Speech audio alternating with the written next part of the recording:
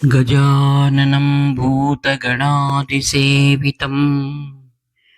कपित्थजम्बूफलसारभक्षितम् उमासुतं शोकविनाशकारणं नमामि विघ्नेश्वरपादपङ्कजम्। सदाशिवसमारम्भां शङ्कराचार्यमध्यमाम् अस्मदाचार्यपर्यन्तां वन्दे गुरुपरम्पराम्। अपारकरुणासिन्धुं ज्ञानदं शान्तरूपिणं श्रीचन्द्रशेखरगुरुं प्रणमामि मुदान्वहम्। देवे देहे च देशे च भक्त्यारोग्यसुखप्रदं बुधपामरसंसेव्यं तं श्रीजयेन्द्रं नमाम्यहम्। नमामः शङ्करान्वाक्यविजयेन्द्रसरस्वतीं श्रीगुरुं शिष्टमार्गानुनेतारं सन्मतिप्रदम् श्रीसत्यचन्द्रशेखरेन्द्र सरस्वती स्वामिने नमः। सर्वमङ्गलमाङ्गल्ये शिवे सर्वार्थसाधिके शरण्ये त्र्यम्बके देवी नारायणि नमोऽस्तुते। जय नारायणि नमोऽस्तುತೆ। ಆತ್ಮೀಯ ಮಿತ್ರರೆಲ್ಲರಿಗೂ ಸಹಿತ ಹೃದಯಪೂರ್ವಕ ಧನ್ಯವಾದಗಳು. ಆತ್ಮೀಯರೇ, ಭಗವದ್ಗೀತೆ ಪರಮ ಪವಿತ್ರವಾಗಿರ್ತಕ್ಕಂಥ ಗ್ರಂಥ. ಅದು ಸ್ಮೃತಿಗ್ರಂಥ ಎಂದು ಹೇಳುತ್ತಾರೆ. ಅದರಲ್ಲಿ ವಿಭೂತಿ ಯೋಗದಲ್ಲಿ ಭಗವಾನನು ನಮಗೆ ಆದೇಶವನ್ನು ನೀಡ್ತಾ ಇದ್ದಾರೆ. ಮಾಸಾನಾಂ ಮಾರ್ಗಶೀರ್ಷೋಹಂ ಋತೂನಾಂ ಕುಸುಮಾಕರಃ. 12 ಮಾಸಗಳಲ್ಲಿ ಅತ್ಯಂತ ಪವಿತ್ರವಾದದ್ದು ಮಾಸದಲ್ಲಿ ಮಾರ್ಗಶೀರ್ಷ ಮಾಸ ಅಂತ ಕರೀತಾರೆ. ಅಂದರೆ ನಮ್ಮ ಶಿರಸ್ಸು ಮೋಕ್ಷದ ಕಡೆ ತಿರುಗುವಂತಹ ಶುಭ ಮಾಸವು ಎಂದು. ಈ ಮಾಸದಲ್ಲಿ ಭಗವದ್ಗೀತೆ ಗ್ರಂಥದ ಜಯಂತಿಯನ್ನು ನಾವು ಆಚರಣೆ ಮಾಡಿದ್ದೇವೆ. ಇದೇ ಮಾಸದಲ್ಲಿ ಅತ್ಯಂತ ಪವಿತ್ರವಾಗಿರ್ತಕ್ಕಂಥ ಮೂಲಾಂನಾಯ ಪೀಠ, ಜಗದ್ಗುರು ಪೀಠ, ಶ್ರೀ ಕಾಂಚಿ ಕಾಮಕೋಟಿ ಪೀಠದ 68ನೇ ಪೀಠಾಧಿಪತಿಗಳಾದ ಶ್ರೀ ಶ್ರೀ ಶ್ರೀ ಚಂದ್ರಶೇಖರೇಂದ್ರ ಸರಸ್ವತಿ ಮಹಾಸ್ವಾಮಿಗಳವರ ಪುಣ್ಯ ಆರಾಧನೆ ಇದೇ ಮಾಸದಲ್ಲಿ ಶ್ರೇಷ್ಠವಾದಂತಹ ಕೃಷ್ಣ ಪಕ್ಷ ದ್ವಾದಶಿ ಎಂದು ಶ್ರೀ ಶಂಕರ ವಿಜಯ ಸರಸ್ವತಿ ಮಹಾಸ್ವಾಮಿಗಳವರು, ತದಂತೇವಾಸಿವರ ಶ್ರೀ ಜಯೇಂದ್ರ ಸರಸ್ವತಿ ಸ್ವಾಮಿಗಳವರ ದಿವ್ಯ ಸನ್ನಿಧಾನದಲ್ಲಿ ನೆರವೇರುತ್ತೆ. ಕಾಂಚೀಪುರ ದಿವ್ಯ ಕ್ಷೇತ್ರ. ಮಹಾಸ್ವಾಮಿಗಳವರ ವೃಂದಾವನವು ಕಾಂಚೀಪುರದ ಶ್ರೀ ಶಂಕರ ಮಠದಲ್ಲಿ ಇದೆ. ಆ ಒಂದು ವೃಂದಾವನ ಸಮೀಪದಲ್ಲಿಯೇ ವಿಶೇಷವಾಗಿ ವೇದಗಳ ಉಚ್ಚಾರಣೆಯೊಂದಿಗೆ ಸಕಲವಾಗಿರತಕ್ಕಂಥ ವೇದ ಪಂಡಿತರನ್ನು ಕರೆಸಿ 32 ಮಂದಿ ವೇದ ಪಂಡಿತರು ಅವರನ್ನೆಲ್ಲರಿಗೆ ಕೂಡಿಸಿ ಅವರಲ್ಲೇ ದೇವತೆಗಳನ್ನು ಆವಾಹನೆಯನ್ನು ಮಾಡಿ ಒಂದು ಶ್ರೇಷ್ಠವಾಗಿರ್ತಕ್ಕಂತಹ ಆರಾಧನಾ ಕಾರ್ಯಕ್ರಮದಲ್ಲಿ ದೇಶದ ಎಲ್ಲ ಭಾಗದಿಂದಲೂ ಸಹಿತ ಕಾಂಚಿ ಕಾಮಕೋಟಿ ಪೀಠಾಧಿಪತಿಗಳ ಭವ್ಯ ಪರಂಪರೆಯನ್ನು ಅನುಸರಿಸ್ಕೊಂಡು ಬಂದಿರತಕ್ಕಂಥ ವಿಶ್ವಾಸಿ ಭಕ್ತರೆಲ್ಲರೂ ಸಹಿತ ಅದರಲ್ಲಿ ಪಾಲ್ಗೊಳ್ತಾರೆ. ಅದೇ ಭಗವದ್ಗೀತೆಯಲ್ಲಿ ಭಗವಂತನು ಮಹಾತ್ಮರ ಜನ್ಮ ಅಂದರೆ ಅವತರಣಿಕೆ ಮತ್ತು ಅವರು ಮಾಡಿರ್ತಕ್ಕಂತಹ ಕರ್ಮಗಳು, ಅಂದರೆ ಆ ಶ್ರೇಷ್ಠವಾದ ಕರ್ಮಗಳಿಗೆ ಆಧ್ಯಾತ್ಮಿಕದಲ್ಲಿ ಲೀಲೆಗಳು ಅಂತ ಕರೀತಾರೆ. ಅದನ್ನು ನೆನಪು ಮಾಡಿಕೊಳ್ಳುವಂತಹದ್ದು ಅಂದಿನ ಆರಾಧನೆಯ ಮುಖ್ಯ ಉದ್ದೇಶವಾಗಿರುತ್ತೆ. ಭಗವದ್ಗೀತೆಯಲ್ಲಿ ಜನ್ಮ ಕರ್ಮಚ ಮೇ ದಿವ್ಯಂ ಮಮಯೋ ವೇತ್ತಿ ತತ್ವತಃ ಸೋ ಅವಿಕಂಪೇನ ಯೋಗೇನ ಯುಜ್ಯತೆ ನಾತ್ರ ಸಂಶಯ ಅಂತ ಕರೀತಾರೆ. ಯಾರಾದರೆ ಭಗವಂತನ ಅಥವಾ ಭಗವಂತನ ಮೂರ್ತಿಮಂತರಾದ ಮಹಾತ್ಮರ ಜನ್ಮ ಮತ್ತು ಅವರು ಮಾಡಿರತಕ್ಕಂಥ ಸಾಧನೆಗಳ ಬಗ್ಗೆ ಯಾರು ತಿಳ್ಕೊಳ್ತಾರೆ ಅವ್ರಿಗೊಂದು ಲಾಭ ಉಂಟಾಗುತ್ತೆ. ಯಾವುದು ಅಂದರೆ ಅವಿಕಂಪೇನ ಯೋಗೇನ ಯುಜ್ಯತೆ ನಾತ್ರ ಸಂಶಯ ಅಂತ. ಅವಿಕಂಪನ ಯೋಗ ಅಂದರೆ ಎಡೆಬಿಡದೆ ಸ್ಥಿರವಾಗಿ ಹೋಗ್ತಾ ಇರತಕ್ಕಂಥ ದೃಢವಾದ ಭಕ್ತಿ, ಆ ಯೋಗ ಅವನಿಗೆ ಪ್ರಾಪ್ತಿಯಾಗುತ್ತೆ ಅಂತ. ಮನುಷ್ಯನಿಗೆ ಸಹಜವಾಗಿ ಮನಸ್ಸು ಚಂಚಲವಾಗಿರುತ್ತೆ. ಅಂತಹ ಚಂಚಲವಾಗಿರತಕ್ಕಂಥ ಮನಸ್ಸನ್ನು ದೃಢವಾಗಿ ಮಾಡಬೇಕಾದರೆ ಮಹಾತ್ಮರ ಒಂದು ಚಿಂತನೆಯನ್ನು ನಾವು ಮಾಡಬೇಕಾಗತ್ತೆ. ಮಹಾತ್ಮರ ಚಿಂತನೆಯನ್ನು ಮಾಡುವುದರಿಂದ ಅವಿಕಂಪನಾ ಯೋಗ ಪ್ರಾಪ್ತಿಯಾಗುತ್ತೆ. ಆತ್ಮೀಯರೇ, ಕಾಂಚಿ ಕಾಮಕೋಟಿ ಪೀಠದಲ್ಲಿರತಕ್ಕಂಥ ಯೋಗಲಿಂಗಕ್ಕೆ ಶ್ರೀ ಚಂದ್ರಮೌಳೇಶ್ವರ ಎಂದು ಕರೀತಾರೆ. ಯೋಗಲಿಂಗ ಶ್ರೀ ಚಂದ್ರಮೌಳೇಶ್ವರ ಸ್ವಾಮಿ ಅಂದರೆ ಪ್ರತಿನಿತ್ಯ 2500 ವರ್ಷಗಳಿಂದ ಈ ಪೀಠದಲ್ಲಿ ಬಂದಿರತಕ್ಕಂಥ ಎಲ್ಲ ಪೀಠಾಧಿಪತಿಗಳು ಪ್ರತಿನಿತ್ಯ ಮಹಾ ತ್ರಿಪುರ ಸುಂದರ ಸಮಯ ಶ್ರೀ ಚಂದ್ರಮೌಳೇಶ್ವರ ಆರಾಧನೆಯನ್ನು ಮಾಡ್ತಾರೆ. ಅಂತಹ ಯೋಗಲಿಂಗರ ಜೊತೆಗೆ ನಮಗೆ ಅವಿನಾಭಾವವಾಗಿರತಕ್ಕಂಥ ಸಂಬಂಧವು, ಎಡಬಿಡದೇ ಇರತಕ್ಕಂಥ ಭಕ್ತಿ ಬಾಂಧವ್ಯ ಇದೆಲ್ಲ ಉಂಟಾಗಬೇಕಾದರೆ ಮಹಾತ್ಮರ ಜನ್ಮ ಚರಿತ್ರೆಯನ್ನು ನಾವು ಶ್ರವಣ ಮಾಡುವುದು ಅತ್ಯಂತ ಶ್ರೇಯೋದಾಯಕವಾಗಿದೆ. ಅಂದು ವಿಶೇಷವಾಗಿ ಆರಾಧನೆ ಆದ ನಂತರ 32 ಮಂದಿ ವೇದ ಪಂಡಿತರನ್ನ ಶ್ರೀಗಳವರ ವೃಂದಾವನ ಸಮೀಪದಲ್ಲಿ ಕೂಡಿಸಿ ಎಲ್ಲ ಶ್ರೀಗಳ ಪರಂಪರೆಯಲ್ಲಿ ಬಂದಿರತಕ್ಕಂಥ ಶಿಷ್ಯರು ಮತ್ತು ಶ್ರೀ ಶಂಕರವೀರ ಸರಸ್ವಾಮಿಗಳವರು ಮತ್ತು ಅವರ ತದಂತೇವಾಸಿವರ್ಯ ಶ್ರೀ ಸತ್ಯಚಂದ್ರಶೇಖರ ಮಹಾಸ್ವಾಮಿಗಳವರ ಮುಂದೆ ಹೋಗ್ತಾ ಇರಬೇಕಾದರೆ ಹಿಂದಿನ ಎಲ್ಲರೂ ಸಹಿತ ಆ 32 ಮಂದಿ ವೇದ ಪಂಡಿತರಿಗೆ ಪ್ರದಕ್ಷಿಣೆಯನ್ನು ಸಲ್ಲಿಸ್ತಾರೆ. ಅಂದರೆ ಅದು ಒಂದು ಭವ್ಯ ಪರಂಪರೆಗೆ ನಾವು ಸಲ್ಲಿಸುವಂತಹ ಮಹಾನ್ ಗೌರವ. ಮಹಾತ್ಮರ ಅವತರಣಿಕೆಯಿಂದ ಜಗತ್ತಿನಲ್ಲಿ ವೇದ ಧರ್ಮ ಪ್ರತಿಷ್ಠಾಪನೆಯಾಗುತ್ತೆ.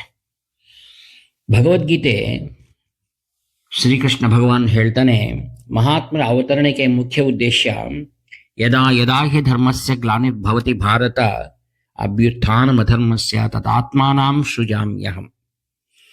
ಧರ್ಮವು ಕ್ಷೀಣಿಸಿದಾಗ ಧರ್ಮವನ್ನು ಪುನಃಸ್ಥಾಪನೆಯನ್ನು ಮಾಡಲಿಕ್ಕಾಗಿ ನಾನು ಮತ್ತೆ ಮತ್ತೆ ಅವತರಣೆ ಮಾಡ್ತೀನಿ ಅಂತ. ಅದರಲ್ಲಿಯೂ ಶ್ರೇಷ್ಠವಾಗಿರತಕ್ಕಂಥ ಮಹಾಪುರುಷರ ಅಂಶವಾಗಿ ಭಗವಂತನ ಅವತಾರ ಮಾಡ್ತಾನೆ. ಆತ್ಮೀಯರೇ, ಯಾವ ಉದ್ದೇಶಕ್ಕಾಗಿ ಶ್ರೀ ಕಾಂಚಿ ಕಾಮಕೋಟಿ ಪೀಠವನ್ನು ಶ್ರೀ ಆದಿಗುರು ಶಂಕರಾಚಾರ್ಯ ಸ್ಥಾಪನೆಯನ್ನು ಮಾಡಿದರು ಅಂದರೆ, ಧರ್ಮವನ್ನು, ವೇದ ಧರ್ಮವನ್ನು ಪುನಃ ಪ್ರತಿಷ್ಠಾಪನೆಯನ್ನು ಮಾಡಬೇಕು ಅಂತ. ಆದಿಗುರು ಶಂಕರರ ಒಂದು ಪರಂಪರೆ ಇಂದಿನ 71ನೇ ಪೀಠಾಧಿಪತಿಗಳಾದ ಶ್ರೀ ಸತ್ಯಚಂದ್ರಶೇಖರೇಂದ್ರ ಸರಸ್ ಮಹಾಸ್ವಾಮಿಗಳವರೆಗೂ ಸಹಿತ ಅವಿಚ್ಛಿನ್ನ ಪರಂಪರೆಯಾಗಿ ಮುಂದೆ ನಡೀತಾ ಬರ್ತಾ ಇದೆ.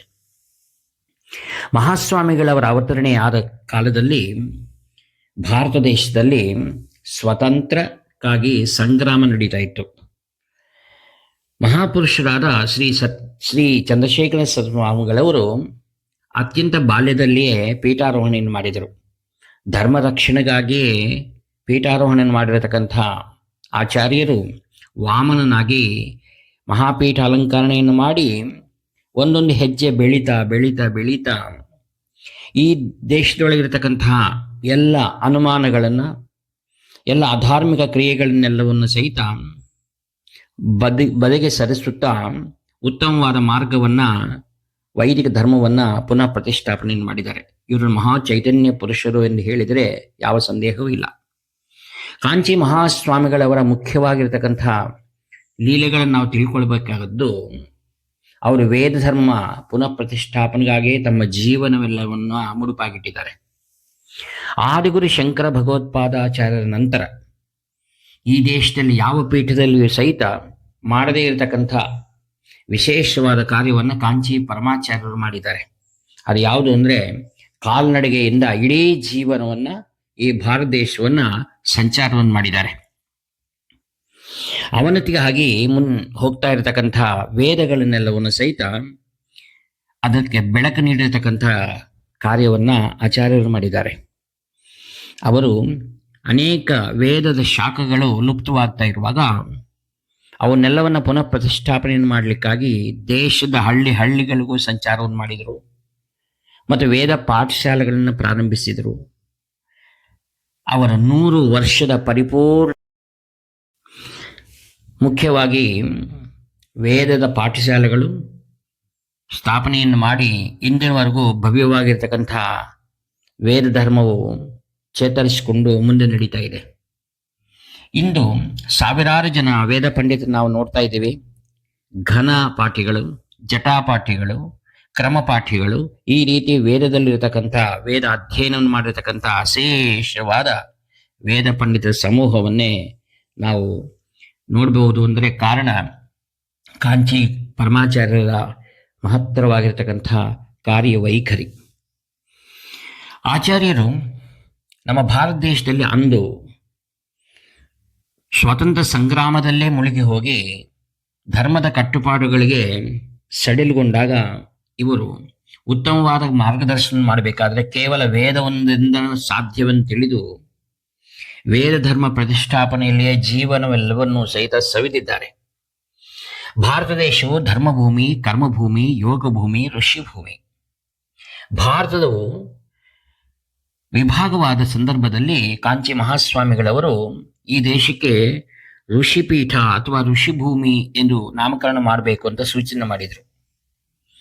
ಸ್ವಾತಂತ್ರ್ಯ ಬಂದ ನಂತರ ಯಾವ ಧಾರ್ಮಿಕ ಸಂಸ್ಥೆಗಳಿಗೆ ಸ್ವತಂತ್ರ ಪ್ರತಿಪತ್ತಿಯನ್ನು ಕಲ್ಪಿಸಬೇಕು ಅಂತ ತಿಳಿದು ಮಹಾಸ್ವಾಮಿಗಳು ಕಾನ್ಸ್ಟಿಟ್ಯೂಷನ್ ರಚನೆ ಮಾಡುವಂಥ ಸಂದರ್ಭದಲ್ಲಿ ಒಂದು ಸಮೂಹವನ್ನು ಕಳುಹಿಸಿ ಕಾನ್ಸ್ಟಿಟ್ಯೂಷನ್ ಒಳಗೆ ಧರ್ಮದ ಸಂಸ್ಥೆಗಳಿಗೆ ಸ್ವತಂತ್ರ ಪ್ರತಿಪತ್ತಿ ಇರಬೇಕು ಅನ್ನುವುದನ್ನು ಮಾಡಿರತಕ್ಕಂಥವರೇ ಕಾಂಚಿ ಮಹಾಸ್ವಾಮಿಗಳವರು. ಮಹಾಸ್ವಾಮಿಗಳವರು ವೇದ ಧರ್ಮವನ್ನಷ್ಟೇ ಅಲ್ಲದೆ ವೇದ ಧರ್ಮಕ್ಕೆ ಅವಿಭಾಜ್ಯವಾಗಿರತಕ್ಕಂತಹ ಷಡಂಗಗಳ ಅಧ್ಯಯನವನ್ನು ಮಾಡಲಿಕ್ಕಾಗಿ ಅನೇಕ ವೇದ ಪಾಠಶಾಲೆಗಳನ್ನು ಅವರು ಸ್ಥಾಪನೆ ಮಾಡಿದರು. ವೇದ ಧರ್ಮಕ್ಕೆ ಅನುಬಂಧವಾಗಿರತಕ್ಕಂತಹ ಶಿಲ್ಪಕಲೆ ಮತ್ತು ಯಜ್ಞ ಯಾಗಾದಿಗಳ ನಿರ್ವಹಣೆ ಮತ್ತು ಸಾಂಸ್ಕೃತಿಕವಾಗಿರತಕ್ಕಂಥ ಕಾರ್ಯಕ್ರಮಗಳು, ಅನೇಕ ದೇವಸ್ಥಾನಗಳ ಕುಂಭಾಭಿಷೇಕ ಇತ್ಯಾದಿ ಕಾರ್ಯಗಳನ್ನು ಸಹಿತ ಅವರು ಪರಿಪೂರ್ಣವಾಗಿ ನಿರ್ವಹಿಸಿ ನಮ್ಮ ಭಾರತೀಯ ಸಂಸ್ಕೃತಿಯ ಬೆಳಕನ್ನು ಜಗತ್ತಿಗೆ ನೀಡಿದ್ದಾರೆ, ಪರಿರಕ್ಷಣೆಯನ್ನು ಮಾಡಿದ್ದಾರೆ. ಆತ್ಮೀಯರೇ, ಈ ನಮ್ಮ ಕೃತ, ತ್ರೇತ, ದ್ವಾಪರ, ಕಲಿಯುಗದಲ್ಲಿ 4 ಧರ್ಮಗಳನ್ನು ನಾವು ನೋಡ್ತಾ ಬಂದಿದ್ದೇವೆ. ಕೃತಯುಗದಲ್ಲಿ ತಪಸ್ಸಿಗೆ ಪ್ರಾಧಾನ್ಯವಾಗಿತ್ತು, ತ್ರೇತಾಯುಗದಲ್ಲಿ ಯಜ್ಞ ಸಂರಕ್ಷಣೆ, ದ್ವಾಪರ ಯುಗದಲ್ಲಿ ವ್ರತ ಇತ್ಯಾದಿಗಳು, ಕಲಿಯುಗದಲ್ಲಿ ನಾಮಸ್ಮರಣೆ. ಕಾಂಚಿ ಕಾಮಕೋಟಿ ಪೀಠಾಧಿಪತಿಗಳು ಒಬ್ಬರೇ ಆಗಿದ್ದರು. 4 ಯುಗಗಳಲ್ಲಿ ನಡೀಬೇಕಾದ ಎಲ್ಲ ಕಾರ್ಯಗಳನ್ನು ಸಹಿತ ಅವರು ದಯಮಾಡಿಸಿದ್ದಾರೆ. ಮೊದಲನೆಯದಾಗಿ ಕೃತಯುಗದಲ್ಲಿ ಮುಖ್ಯವಾಗಿರತಕ್ಕಂತಹ ವೇದ ಧರ್ಮ ಮತ್ತು ತಪಸ್ಸನ್ನು ಅವರು ಅನೇಕವಾಗಿ ಜನರಿಗೆ ತಿಳಿಸಿಕೊಟ್ಟಿದ್ದಾರೆ. ಯಾವ ರೀತಿ ಧ್ಯಾನವನ್ನು ಮಾಡಬೇಕು ಮತ್ತು ಪ್ರತಿಯೊಬ್ಬರೂ ಸಹಿತ 10 ನಿಮಿಷವಾದರೂ ಭಗವಂತನ ಮುಂದೆ ಕುಳಿತು ತಪಸ್ಸನ್ನು ಮಾಡಬೇಕು ಅಂತ ಸಂದೇಶವನ್ನು ನೀಡಿದ್ದಾರೆ. ಆದ ನಂತರ ತ್ರೇತಾಯುಗದಲ್ಲಿ ಯಜ್ಞ ಯಾಗಗಳೇನಿದ್ವು ಅವನ್ನ ಅವರು ಮುಂದುವರಿಸಿದ್ದಾರೆ. ಅವರ ಅಧ್ಯಕ್ಷತೆಯಲ್ಲಿ ಅನೇಕ ಸೋಮಯಾಗಗಳು, ವಾಜಪೇಯಿ ಯಾಗಗಳು ಅನೇಕವು ಅವರ ಮೂಲಕವಾಗಿ ನಡೆದಿವೆ. ದ್ವಾಪರಯುಗದಲ್ಲಿ ಯಾವ ವ್ರತಗಳು, ನೋಮುಗಳು ಅಂತೇಳಿ ನಾವು ಪ್ರತಿನಿತ್ಯ ಮಾಡ್ತಾ ಇದ್ದೇವೆ, ಆ ಎಲ್ಲವನ್ನು ಸಹಿತ ಅವರು ಪ್ರೋತ್ಸಾಹವನ್ನು ನೀಡಿದ್ದಾರೆ. ಕಲಿಯುಗದಲ್ಲಿ ಮುಖ್ಯವಾಗಿ ನಾಮಸ್ಮರಣೆ. ಕಾಂಚಿ ಕಾಮಕೋಟಿ ಪೀಠಾಧಿಪತಿಗಳು ರಾಮಕೋಟಿ ಅನ್ನೋದನ್ನ ಬರೆಯಿಸಿ ಲಕ್ಷಾಂತರ ಜನರಿಗೆ ಶ್ರೀರಾಮನಾಮವನ್ನು ಬರೀಲಿಕ್ಕಾಗಿ ಪ್ರೋತ್ಸಾಹ ನೀಡಿದ್ದಾರೆ. ಈ ರೀತಿಯಾಗಿ ಅಷ್ಟೇ ಅಲ್ಲದೆ ತಮ್ಮ ಅನುಯಾಯಿಯಾಗಿ ಉತ್ತರಾಧಿಕಾರಿ ಶ್ರೀ ಜಯೇಂದ್ರ ಸರಸ್ವಾಮಿಗಳ ನಿಯಾಮಕವನ್ನು ಮಾಡಿದಾಗ ಶ್ರೀ ಜಯೇಂದ್ರ ಮಹಾಸ್ವಾಮಿಗಳವರು ತಮ್ಮ ಗುರು ಪರಂಪರೆಯನ್ನು ಮುಂದುವರಿಸುತ್ತಾ ಈ ಲೋಕಕ್ಕೆ ಬೇಕಾಗಿರತಕ್ಕಂಥ ದೇಶಭಕ್ತಿ, ಸಮಾಜದ ಉದ್ಧಾರಣೆ ಮಾಡಬೇಕು ಅಂತ ಶ್ರೀ ಜಯೇಂದ್ರ ಮಹಾಸ್ವಾಮಿಗಳವರು ತಮ್ಮ ಗುರುಗಳ ಹೆಸರಿನಲ್ಲಿ ಕಾಂಚೀಪುರದಲ್ಲಿ ಶ್ರೀ ಶ್ರೀ ಶ್ರೀ ಚಂದ್ರಶೇಖರೇಂದ್ರ ಸರಸ್ವತಿ ಮಹಾಸ್ವಾಮಿಯವರ ಒಂದು ಡೀಮ್ ಯೂನಿವರ್ಸಿಟಿ ಮಾಡಿದ್ದಾರೆ. ಅನೇಕವಾದ ವೈದ್ಯ ಶಾಲೆಗಳನ್ನು ಮಾಡಿದ್ದಾರೆ, ಪಾಠಶಾಲೆಗಳನ್ನು ಮಾಡಿದ್ದಾರೆ ಮತ್ತು ವೇದ ಮತ್ತು ವಿದ್ಯಾ ಎರಡಕ್ಕೂ ಸೇರಿರತಕ್ಕಂಥ ಅನೇಕವಾದ ಇಂಟಿಗ್ರೇಟೆಡ್ ಪಾಠಶಾಲೆಗಳನ್ನು ಮಾಡಿದ್ದಾರೆ. ಈಗ ಕಾಂಚಿ ಕಾಮಕೋಟಿ ಪೀಠದ ನಿರ್ವಹಣೆಯಲ್ಲಿ ಕ್ಯಾನ್ಸರ್ ಹಾಸ್ಪಿಟಲ್ ಮತ್ತು ಮಕ್ಕಳ ಆಸ್ಪತ್ರೆಗಳು ಮತ್ತು 21 ಕಣ್ಣಿನ ಆಸ್ಪತ್ರೆಗಳು ಇಷ್ಟೆಲ್ಲವನ್ನು ಮಾಡಿರತಕ್ಕಂಥದ್ದು ಅವರ ಅನುಯಾಯಿಯಾಗಿ ಶ್ರೀ ಜಯೇಂದ್ರ ಮಹಾಸ್ವಾಮಿಗಳವರು. ಇವರು ನಮ್ಮ ಭಾರತದಲ್ಲಿ ಮುಖ್ಯವಾಗಿ ದೇವಾಲಯಗಳ ಪರಿರಕ್ಷಣೆಗೋಸ್ಕರ ಉತ್ತಮವಾಗಿರ್ತಕ್ಕಂತಹ ಶ್ರೀ ಅಯೋಧ್ಯ ರಾಮ ಜನ್ಮಭೂಮಿಯ ಇವತ್ತು ನಾವೇನು ಕಾಣ್ತಾ ಇದ್ದೀವಿ ಅದಕ್ಕೆ ಪೂರಕ ಪ್ರೇರಕ ಪೂರ್ಣವಾಗಿ ಕೆಲಸ ಮಾಡಿರ್ತಕ್ಕಂಥವರು ಶ್ರೀ ಜಯೇಂದ್ರ ಸರಸ್ವತಿ ಮಹಾಸ್ವಾಮಿಗಳವರು. ತದನಂತರ ತದಂತೆವಾಸಿಯವರ ಶ್ರೀ ಶಂಕರವೇಣ ಸರಸ್ವತಿ ಮಹಾಸ್ವಾಮಿಗಳವರು ತಮ್ಮ ಪೂರ್ವ ಗುರುಗಳಾಗಿರ್ತಕ್ಕಂತಹ ಕಾಂಚಿ ಪರಮಾಚಾರ್ಯರು ಮತ್ತು ಶ್ರೀ ಜಯೇಂದ್ರ ಸರಸ್ವತಿ ಮಹಾಸ್ವಾಮಿಗಳವರು ನೀಡಿರತಕ್ಕಂತಹ ಉತ್ತಮವಾದ ಮಾರ್ಗದರ್ಶನದಲ್ಲಿ ಅನೇಕವಾದ ಉತ್ತಮವಾದ ಆಧ್ಯಾತ್ಮಿಕ, ಸಾಮಾಜಿಕ ಮತ್ತು ಧಾರ್ಮಿಕ ಎಲ್ಲ ಕಾರ್ಯಗಳನ್ನು ಇವರು ಮುಂದುವರಿಸ್ತಾ ತಮ್ಮ ಉತ್ತರಾಧಿಕಾರಿಯಾಗಿ ಶ್ರೀ ಸತ್ಯಚಂದ್ರಶೇಖರ ಸರಸ್ವತಿ ಮಹಾಸ್ವಾಮಿಗಳವ್ರನ್ನ ಈ ವರ್ಷವೇ ವೈಶಾಖ ಮಾಸ ಶುದ್ಧ ತದಿಗೆ ಅಕ್ಷತೃತೀಯ ದಿವಸ ಅವರು ಪೀಠಾರೋಹಣಕ್ಕೆ ಅನುವು ಮಾಡಿಕೊಟ್ಟಿದ್ದಾರೆ. ಈ ರೀತಿಯಾಗಿ ಈ ಪರಂಪರೆಯಲ್ಲಿ ಇವತ್ತು ಧರ್ಮ, ವೇದ ಮತ್ತು ಸಮಾಜ ಸೇವೆ, ದೇಶಭಕ್ತಿ ಇಷ್ಟೆಲ್ಲಕ್ಕೂ ಕಾರಣವಾಗಿರ್ತಕ್ಕಂತಹ ಶ್ರೀ ಕಾಂಚಿ ಕಾಮಕೋಟಿ ಪೀಠ ಶ್ರೀ ಶ್ರೀ ಶ್ರೀ ಚಂದ್ರಶೇಖರ ಸರಸ್ವತಿ ಮಹಾಸ್ವಾಮಿಗಳವರ ಈ ಪುಣ್ಯ ಆರಾಧನೆ 16ನೇ ತಾರೀಕು ಡಿಸೆಂಬರ್ 25ರಲ್ಲಿ ನಡೀತಾ ಇದೆ. ದೇಶದ ಎಲ್ಲ ಭಕ್ತಾದಿಗಳು ಸಹಿತ ಈ ಕಾರ್ಯಕ್ರಮದಲ್ಲಿ ಭಾಗವಹಿಸಿ ಪರಿಪೂರ್ಣವಾಗಿರತಕ್ಕಂತಹ ನಮ್ಮ ದೇಶದ ಔನ್ನತ್ಯವನ್ನು ನಾವು ಕಾಪಾಡಿಕೊಳ್ಳಬೇಕು ಹೋಗಬೇಕಾಗಿ ನಮ್ಮೆಲ್ಲರ ಕರ್ತವ್ಯವಾಗಿದೆ. ಅವರ ಪರಿಪೂರ್ಣವಾಗಿರತಕ್ಕಂಥ ಆಶೀರ್ವಾದ ನಮಗೆ ಪ್ರಾಪ್ತಿಯಾಗಲಿ ಅಂತ ಹೇಳ್ತಾ ನಿಮಗೆಲ್ಲರಿಗೂ ಮತ್ತೊಮ್ಮೆ ಧನ್ಯವಾದಗಳನ್ನು ತಿಳಿಸಿ ನನ್ನ ವಾಣಿಗೆ ವಿರಾಮವನ್ನು ನೀಡ್ತಾ ಇದ್ದೀನಿ. ನಿಮ್ಮ ಆತ್ಮೀಯ ಮಿತ್ರ ನಿವೃತ್ತ ನಾಗಭೂಷಣ ಶರ್ಮಾ 7483229249. ಹರ ಹರ ಶಂಕರ, ಜೈ ಜೈ ಶಂಕರ. ಹರ ಹರ ಶಂಕರ, ಜೈ ಜೈ ಶಂಕರ.